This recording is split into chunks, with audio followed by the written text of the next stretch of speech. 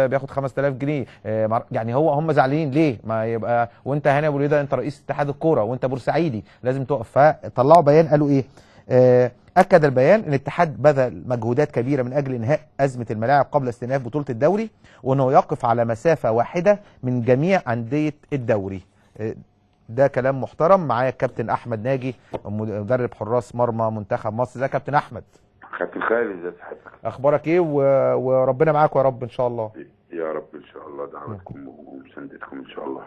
كابتن، طبيعي عادي ان الاعلام يقعد يسلط الضوء ان الحضري اللي هيلعب، لا الحضري اولى، لا احمد الشناوي هو الاساسي، لا ما ده احمد ناجي عايز كده، ده كوبر عايز كده. الاعلام ابتدى يتكلم اليومين اللي فاتوا دول، الاعلام ما وروش غير الموضوع ده.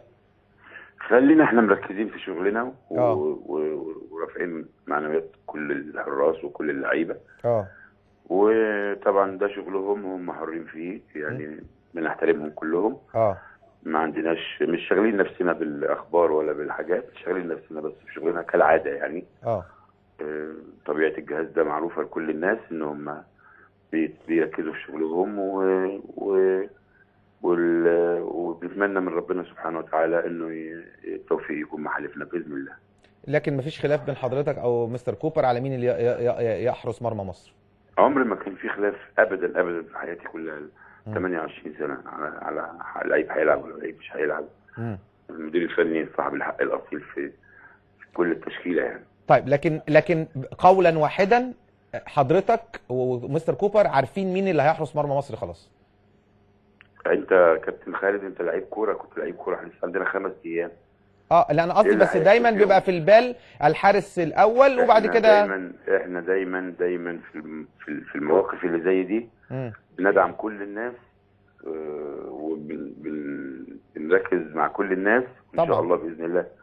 اللي ربنا يكرمه ويشيل فانيله منتخب مصر يجيب لنا النتيجه الحلوه ونفرح بيه ونفرح بيهم كلهم ان شاء الله. ان شاء الله. كابتن احمد، كان في كلام ان احمد حجازي امبارح مش قادر شويه او مش سليم مليون في الميه، هل فعلا الكلام ده صحيح ان احمد حجازي مش هيكون متواجد؟ لا ابدا ابدا ابدا، احمد موجود في الملعب وربنا يسهل ان شاء الله على المباراه يكون ان شاء الله كويس.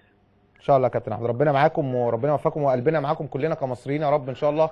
ان احنا نبتدي بس التصفيات بفوز يعمل لنا نوع من الدعم الكبير ان شاء الله في ماتش غانا ان شاء الله. ان شاء الله. طبعا النهارده عايز اشكر المهندس خالد عبد العزيز على زيارته، كابتن هاني ابو ريده صحيح، والمهندس احمد مجاهد وكل الناس اللي جت زارتنا النهارده، الدكتور كرم كردي طبعا دعمونا وواقفين جنبنا.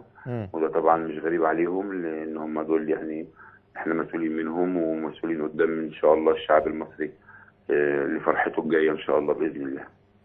تمام. اشكرك كابتن احمد ناجي مدرب حراس مرمى مصر.